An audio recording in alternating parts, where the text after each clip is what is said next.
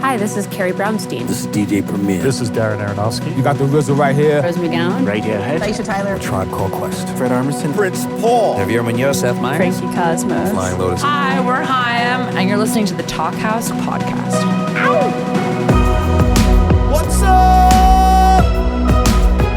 What is up? I'm Elia Einhorn. Welcome back to the Talkhouse Podcast. Today I'm joined from Shy by Josh Modell. I was like, what is Shy By? I don't understand what that means. It's Josh Modell, executive editor. the new superstore featuring all Chicago products. Chance the Rapper 4 at Shy By. Yes. Hello, Elia. How are you? Hey, man.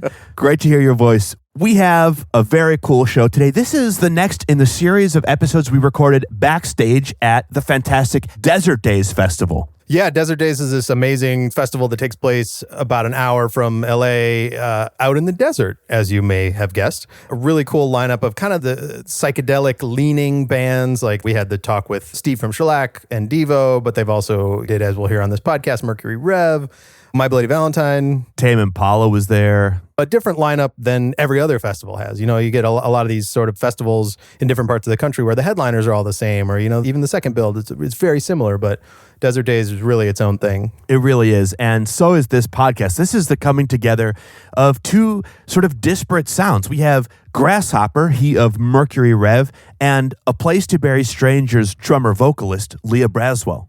So Grasshopper and Leah saw each other's bands play at Desert Daze, were blown away, and they were psyched to sit down and chat about making music. It's a great conversation with two people from different generations kind of getting to know each other. Totally. Both fantastic, fantastic musicians.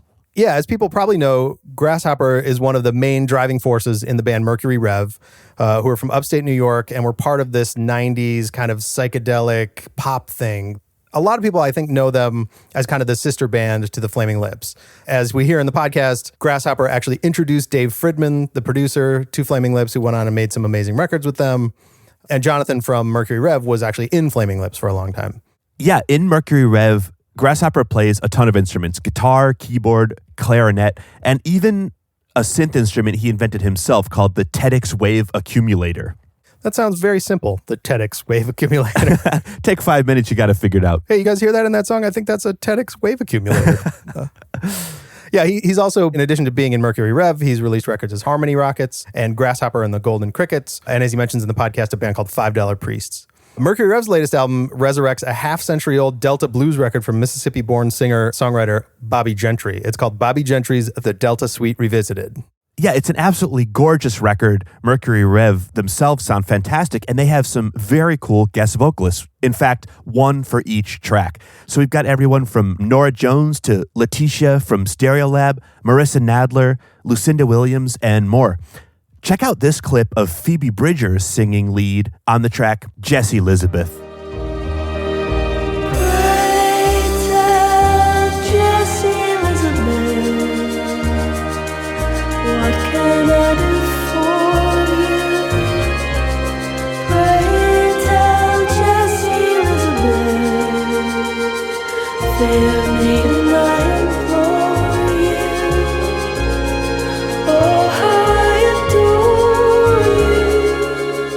Yeah, that's just a beautiful track from a beautiful album. It really is. Now, our second guest on the show, Leah Braswell, is a drummer who can seriously fucking devastate a drum kit. Leah is the drummer and vocalist in the Brooklyn shoegaze post-punk atmospheric trio A Place to Bury Strangers, but she's played with a bunch of other bands over the years. She was in the Mexican garage punk band Le Butcherettes and also toured with Trust and Jerry Paper over the years. A Place to Bury Strangers' newest record is Pinned. That came out just last year. And listeners, I want to play for you a clip of one of my favorite tracks. Check out Never Coming Back.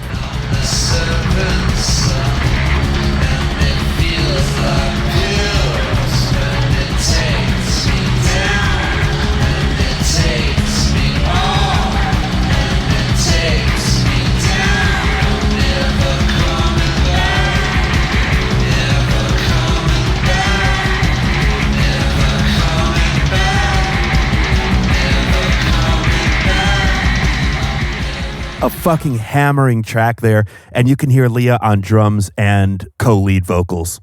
Really powerful stuff. It's like drugs, as they talk about in the podcast. It's like drugs.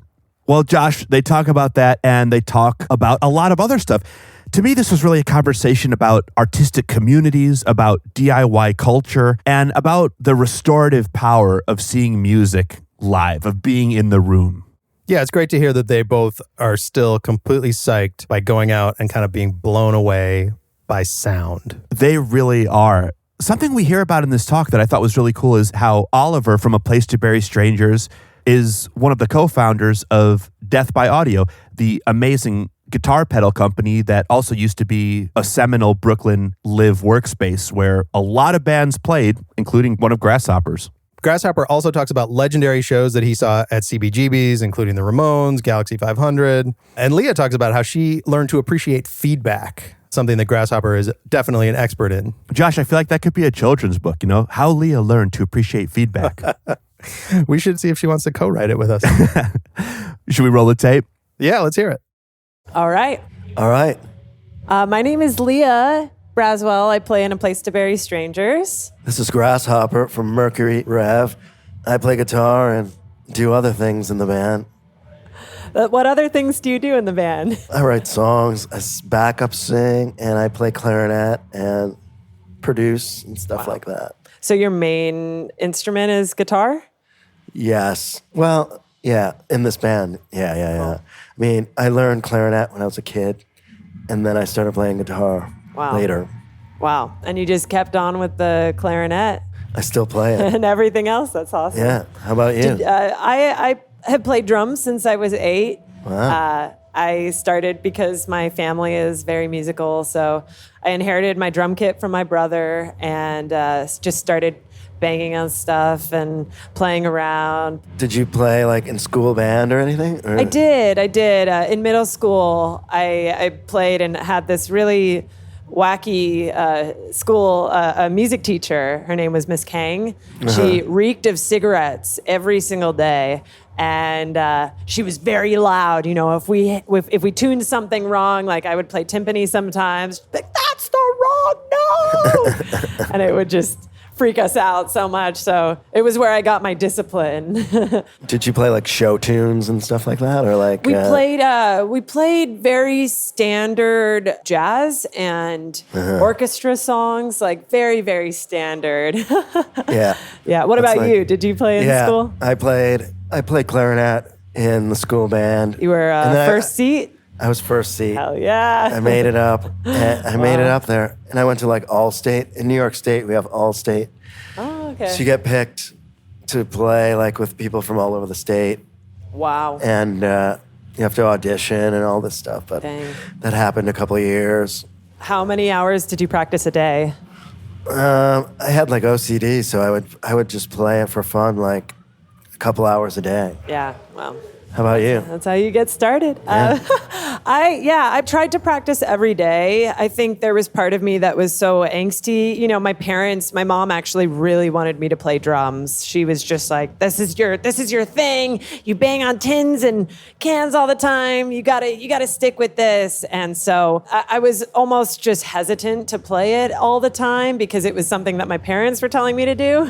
So it was kind of like a chore. And it wasn't until, I guess, when I was in high school or something that I started to play more with friends and with people that I really connected with musically, and something just clicked, and I felt like I wanted to do it all the time with anybody and everybody that I possibly could. So it was more just like not so much the school or the parenting thing, but all of the outside influences of, Yeah, I started playing drums in a drum and bugle kind of thing. Oh, cool. So I was playing. Did you sight read? No, I would hear the beats. They would play the beats, and then I would play along and stuff to the song. So I started doing that, and then I started playing drums in a punk band called the People's Front of Judea.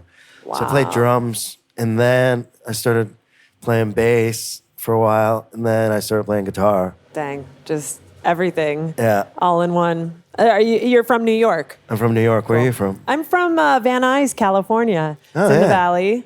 Yeah. SFV. But now I live in New York, actually. I moved cool. there 3 years ago. So I grew up near Buffalo, New York, but now I live in Kingston, New York, which is up by I've Woodstock. been there. Yeah, I played at that one. Oh, Positive Festival? Bill Positive. No, not a festival, but that is BSP. Yeah. BSP of Kingston. Yes, yeah. Great venue. It is good really vibes. good. Yeah. There was this woman that opened up for us. I was on tour with this woman, Mira. Yeah, BSP is really, I've lived there for now like 20 years, and it was like the Wild West when I moved there. Wow. And it was just like these old gangsters and stuff. And now it seems a little like Catalina Island. Have you ever been there? No, I haven't been to Catalina. It's got like a lot of ice cream shops and like sort of restaurants and hip spots to be for Yeah. for all the cool kids. Yeah, but BSP is really, by opening, those guys have brought all these people to the area and all these bands and like, and now a lot of people from New York City have moved up there. Wow. Have you ever lived in the city? I did from 1990 to 95. Wow. And CB's was still going. And rad. I played with, Jonathan was in the Flaming Lips, but we were also playing in Mercury Rev, but he was in the Flaming Lips too. Yeah. And then I was playing also with Dean Wareham. When he left Galaxy 500, I was playing in Luna. Wow. For a while. How'd you link up with all those guys?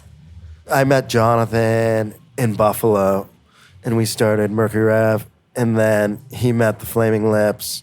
I was a childhood friend of Dave Fridman, so then I introduced Dave Fridman to the Flaming Lips, and he started producing them and stuff. And then, just got crazy from there. Sounds like it. I mean, you guys are slaying it. Sounded brilliant. I mean, this stage itself is hypnotic. Like, it sounds different in all kinds of different spots, but yeah, when you bring it and make you feel something really deep. I kind of like, do you like when it's trial by fire, when there's no we didn't get a sound check or anything. You just go up there. Yeah. You don't know what's going to happen or if you're going to be able to hear each other with monitors or anything. Right. You just go for it. And I mean, it ended up like pretty cool. We could hear everything. Yeah. We've had nightmares where you can't hear anything and stuff. Yeah, I have those nightmares very often. I mean, most of the time I can't hear anything because Oliver, my guitar player, he builds effects pedals called through Death by Audio. Yes, Death by Audio. Yeah, those are great. And I mean, all of his stuff is pretty much just like homemade, just exactly what he wants and exactly how he wants to hear it. It's of course like all different and unique to the day, to the venue, to whatever, but still, sometimes there are nights where like he'll put his microphone to the amplifier and just blare everything, so it's all coming out of my monitor because his vocals and my vocals is pretty much all that I try to listen to, and I'm like, I can't even hear my ride cymbal right now, and that's crazy. I'm bashing it. It's bizarre. Yeah, Death by Audio. That's awesome that they do that. We always wanted to make pedals and stuff, but I give those guys credit for doing that because it's so cool. I played in a band with this guy Ron Ward and a $5 Priest, and he had a bunch of those pedals, the Death by Audio and stuff like that. But they're incredible. They really are unique and really fun to explore, because you really do find your own sound with it, which I think is like the most unique thing about it. It's kind of hard I don't know too much about pedals. I'm not like the expert. It's kind of just a fascinating world to jump into and to know how it works, but not necessarily, it's like playing poker for the first time, kind of just guessing around and seeing how it works and how you, figure out how to make the big money or whatever. But he's so enthusiastic and motivated to make like really, really abstractly like bizarre sounds and things. Is that in Brooklyn, Death by Audio? Yes. Yeah. It's based in Brooklyn. Yes, based in Brooklyn. That's great. Oliver's from Fredericksburg, but he lives in Ridgewood now and has like the venue no longer exists because it used to be a venue and a living space, and also where they used to build pedals in Williamsburg, but it got shut down a couple years ago. Oh yeah.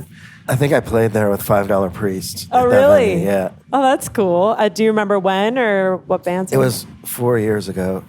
Sounds about right. Yeah. I think it closed in 2014. Okay. Yeah. Yeah. About that. Yeah. Damn. That's cool. Because I remember hearing it closed like not too long after I played there. Yeah. That's too bad because that was a Yeah. cool place. But Yeah. It was one of those places. I grew up in LA and in the Valley and sort of found my own scene through like the Smell and this place called Perispace and all of these venues. I'm 26 and like as soon as I jumped into real life, I realized that a lot of what I'm driven towards is like those small scenes and small communities and building from the ground up, so to speak. So seeing Death by Audio from afar was, just like this mesmerizing, another haven for people to go to and another place for people to explore. Manhattan used to have that so much, and it's kind of gone, Yeah. It's kind of sad. I mean, in Brooklyn, it's still going on, but yeah. all the Manhattan places, like there was the Spiral. I used to live on 3rd and B from 90 to 95, and the old Knitting Factory was right there, CBGB's, Okay. Spiral. Yeah. Did you play CBGB's? Yeah, Yeah. played there, but I would go there a lot to see shows, like everything. You have any memorable experiences there? Seeing the One Ramones, on the top of your head. Galaxy 500, Dang. Codeine was like amazing. Wow. I saw the Psychedelic Furs playing there. Wow. Do a small show. I saw And the Ramones. super a couple packed times. rooms as well. Oh yeah. Damn. What else? Like John Spencer's Blues Explosion. Wow. And, What did it smell like? It smelled bad in there. It smelled bad in CV's, but because like Hilly, the owner, his dog would shit in there like a lot and stuff. Plus, there's people, on drugs and just like drinking a lot and puking. And back then you could smoke in there. So there was the smoke smell and like that smell of like backwash beer. Like when you don't drink your whole beer and leave it on the table, that smell. But kind of was beautiful. Yeah. What made it really special to you? Like what made you want to keep going, even if it was, this like raunchy, messed up place? I think just the history of knowing that like television and Blondie and the Ramones and Suicide and everything started there. When I got there in 1990, it had like the second renaissance of stuff like John Spencer and Sonic Youth, Live Skull, Codeine, Galaxy 500. There's so many bands playing. It's just, Yeah. I can imagine. I'm jealous. I wish I was there at that time. it was really I can only watch YouTube videos now. awesome. Yeah. Yeah. It's really awesome. Yeah, that's what this is about, right? I don't know. I find like even spaces like this or festivals like this where you're able to just, I don't know, like learn about a new band or have a new experience that makes you realize what you're here for and why you're here and, what you... I don't know what fascinates you about this life. It's bizarre because sometimes I get overwhelmed or insecure or weirded out by the fact that like this is my life and I come back home and don't really know what I'm doing. But somehow there's like this ongoing unconditional appreciation and love and admiration for people who are doing this, for a reason. Exactly. Yeah. For a reason or no reason at all. Affirmation of hope for doing this. Yeah. Well, like Charlie Watts always said, all the time when I'm on tour, I wish I was home. And all the time I'm at home, I wish I was on tour. Feel that very often. Yeah, I mean, so many places we've seen through the years around the world. And, all the foods and different cultures and meeting people, the way different people live and different architecture and their houses. And that's like the good stuff for me. Yeah. Even within the U.S., but then around to other countries, and it's just amazing. Yeah, it's incredible. It's been nice to talk to people that I never would have met if I didn't tour, or different perspectives of life that maybe I was never open to, that all of a sudden someone, picks up on this. Even just like, how politics are in different parts of the world where you're like, oh, that sounds so much more sustainable than what we have right now. And that is it's very reassuring, like people can get cooped up in this bubble of either media or what they assume life is like, or, good versus bad, and not necessarily the full spectrum of what we can and what people all around the world are doing, Yeah.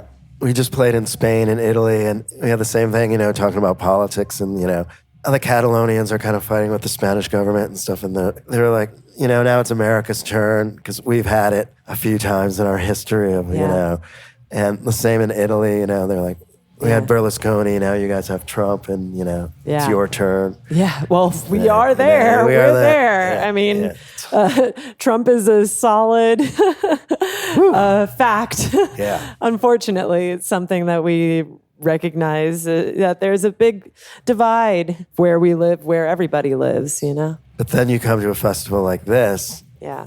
and like you were saying, you meet other people, and seeing how people live, and we're doing our own thing. Yeah, And we're kind of making our own thing outside of that babble. Yeah. And so, Is that to you, do you feel that that's a subjective affirmation, or do you feel that this is something that you're doing for other people specifically? Or I think both. I think it's like doing it for other people, and then you're also doing it for yourself too. Yeah. It's like a feedback loop, Yeah. Sure. Of course. Yeah.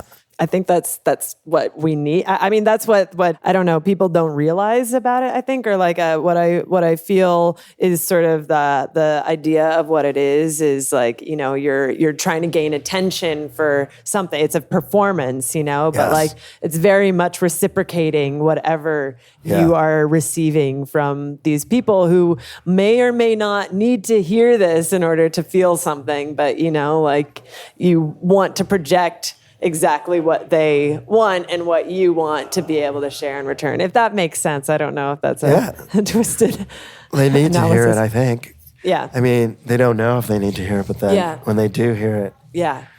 I needed to hear you today, to be honest. Thanks. Yeah. In a place to bury strangers. I've seen it, and it's it's so loud and so intense. It's amazing, It's a slap in the face. Gets right to the core of your being, and I love that, seeing Suicide or the Swans or My Bloody Valentine, Jesus and Mary Chain. Those are other bands where it's so visceral. I saw Glenn Branca a couple times in New York, and that was the same as you just hear those overtones, and it overtakes. It's almost like a drug, Yeah. with your consciousness. And it's great. I wish that music was sort of considered in a very positive way a drug, that you didn't need to take other drugs or drink on top of it. Not that I say that I'm perfect or anything in that way, but it's nice to think of it like that, because you really do get taken by a performance or by the sound of something, and really it is this presence. When I play, I'm so much immersed in the show that it feels like I am, not necessarily performing, but engaging with this sound, becoming sort of connected with this beyond kind of energy that's maybe a little too metaphysical to explain in my own small way of knowing anything. But Well, that's with the clarinet, you can play beautiful melodies and stuff, but you can't get that other connection with the electric guitar. It was just when I saw Lou Reed in high school, and the guitar player was Robert Quine, who had played with Richard Hell and stuff, but he was playing live, and then he was just attacking the guitar, and it was so emotional and so beautiful that after I saw that, I went out and got a guitar and started playing guitar. So that just moved me so much. Absolutely. And it was something that I wanted to do myself. Yeah. He was playing with Lou Reed's lyrics and with Lou Reed, but he was expressing himself to those lyrics and stuff in kind of a noisy, but also had elements of bebop and stuff all on his fingertips. And then I wanted to do that, Yeah. That's a really awesome way of approach. I mean, right now that's my food for life, is to see the thing that I aspire to be and will always forever to aspire to have within myself, to be able to share or create, not necessarily take someone else's idea or, but use it as something to like a springboard. To they are being so true, so authentic to themselves. I want to continue to build that within myself. When I was really little, I'm in a different era, but when I was really young, my parents used to take me to see Ani DeFranco a lot. And she's from Buffalo. Yes, where I grew exactly. up. Yeah, that's she's the only person that I know from Buffalo. I don't know her personally, but I would see her play so young, you know, and realize that was someone that was really, you know, not only an empowering woman, but someone who just like really just ripped in this way that was so unapologetic. And so badass. And I saw her recently and that affirmed it. I was like, oh, I forgot that was something that influenced what I did. And of course, like my brother and my family too. My mom is a wonderful singer, and the way that she carelessly kind of just lives through music, it's so beautiful. It's almost just like a natural, normal thing for me to understand and to feel and connect with. Yeah, it's cool. That's great. Yeah, I'm glad you told that, because when you see something like that you relate to, that's what makes you want to keep going on and like keep doing it. Absolutely. And, yeah, like you said, like I think everybody has doubts or insecurities, but then when you see shows like this festival or shows like Ani DeFranco or Lou Reed, you know, one or the other. One or the other. It really gets down in there to the heart of how you want to express yourself, and so that it's beautiful. makes it all worthwhile. I feel so grateful, so lucky to be able to do it, you know? Like this is a full-on privilege to be able to play a festival, let alone be able to have that connection is so gratifying. Like I don't know how it is to not have that in your life, you know? Yeah. And I know a lot of people suffer a lot, and it's possibly because they don't have an outlet like that, you know? Yeah. Therapeutic. It's therapeutic, yes. For us. Yeah. And for the people who come. Absolutely. See us, because like we go and see a lot of music probably. Yeah. And see a lot of shows. Yeah. And then we perform. Yeah. Try to give back, and you know. Yeah. It's like a nice feedback loop again. Yeah. That feedback loop is Feedback. strong. Yeah. Yes. We need more of it. I actually didn't appreciate feedback as much as I do now until joining a place Very Strangers. Because we're all about feedback, you know? Even the worst sound, it's just like embrace it. Like you hear that tone and you can understand the language of it. And then, you know, trying to catch feedbacks now, we start whistling, you know, to try to get the tone and clear it out of everything. It's fascinating. Yeah. This infinite abyss of music and of sound. Yeah. It's cool. And when those overtones start building upon each other, then it creates like this choir of sound it's not there, but then it is. It's hard to capture that sometimes on a record. Like you can get close, but it's different when you're seeing it live. Totally. It's like completely different. Totally. With Glenn Bronker, Sonic Youth, like the records are so great, but then when you're in the room, like seeing that, it's just like a different experience. Yeah, totally. I can relate with that because I have a lot of trouble in recording processes. Like I'm still learning how to figure out what the right flow is, you know, or the right sound or the right thing. Whereas playing live, you don't think about that so much. It's just, you're so in the moment, you know, you're not like paranoid about what needs to sound perfect in order to make it sound the most authentic and the most real. Yeah, you're just like doing it. Yeah. You're hoping the sound guy out there is like, making it exactly. It's in the hands of a sound guy, not so much. You're not as worried about that. You're like physically pounding it out. Yeah. So, it's bizarre. It's very bizarre. Do you mix or engineer or do anything like in the studio? Yeah. What program do you use? I use Logic a lot. I mean, we always, though, when we mix now in Pro Tools. I mean, in the old days, there was no Pro Tools, so we mixed by hand. Yeah. With tape and stuff. But Cool. like since in the last few years with Pro Tools. But I record a lot in Logic, and Jonathan records a lot in Ableton. Cool. What do you guys do? Yeah, we got Logic. Oliver has a lot of outboard gear. Same with Dion. And they have been doing this, of course, like a lot longer than I have. I think A Place to Bury Strangers has been around for over 10 years. Yeah. And Skywave, even before that with Oliver. Dion has been in a ton of bands as well, including the D4. And so they are very much well-versed in the sphere of recording their own music. And I've been doing that just with other people, like kind of just producing in my own way, but just also learning as I go. Right. Yeah. And so that's kind of what we're doing now. They know a lot already, and so I'm kind of just picking up on what they know. But it's fun to play with outboard gear. Oh yeah. Really Yeah. fun. I have a studio at my house in the garage. It's converted into a studio. I have a 16-track tape machine, but then we have computer stuff, and sometimes we record from the tape machine into the computer and back and forth and stuff. So That's my favorite. We have tons of like outboard gear and stuff like Yeah. that. But then there's all these plugins now, and it Yeah. just gets like, I think using everything. Yeah. Then it can be too much, I think, too. Yeah. Like you got to stick. I think like you have to focus and like pick the things you want to use. Yeah. Otherwise, you can go down that wormhole or whatever it's called of like. Yeah.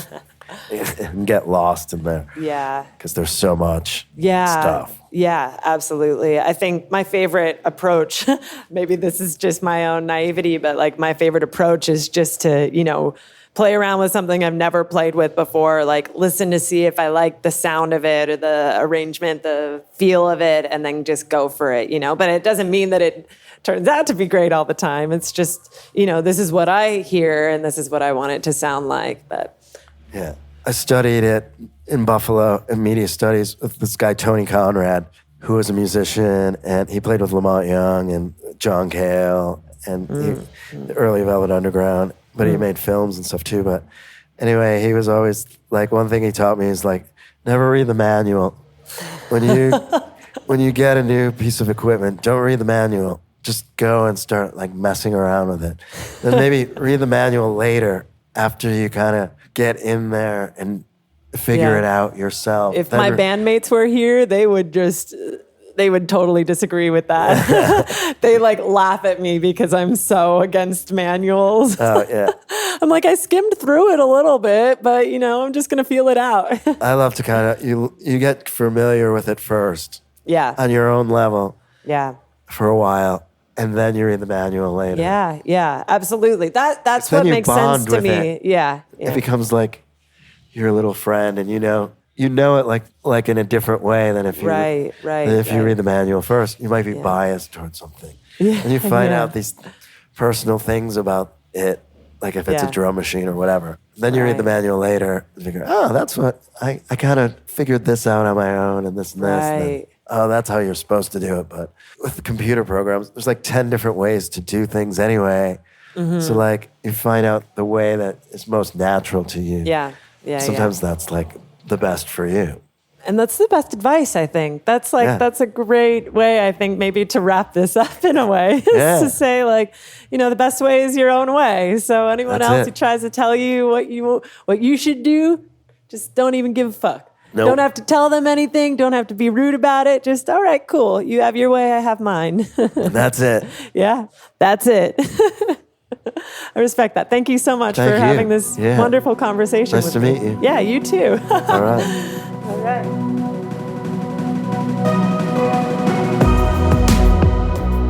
Grasshopper, Leah, thank you so much for joining us here on the show. And thank you so much to Desert Daze for hosting the Talkhouse Podcast. Listeners, make sure to stay tuned for the final talk that we recorded at the festival featuring Boogerins in conversation with Kikagaku Moyo. And also make sure to check out the one that we dropped recently featuring Steve Albini and Devo's Jerry Casali in conversation. If you like this chat, definitely check out the Talkhouse conversation between Wayne Coyne of Flaming Lips and legendary producer Prince Paul. And if you're a fan of Death by Audio, definitely make sure to check out the fantastic photography book documenting the space that's by Ebru Yildiz. We have some great pictures of Grasshopper and Leah backstage. That's on our socials at Talkhouse across the board. Today's conversation was recorded by Keenan Kush out at Desert Daze and Mark Yoshizumi at Hook and Fade here in Brooklyn. Josh, you did a little additional recording out there in Chicago. Yes, can we please shout out Chicago? Shouts. The Talkhouse theme song was composed and performed by The Range. Till next week, I'm Elia Einhorn. And I'm Josh Modell. Peace. Bye.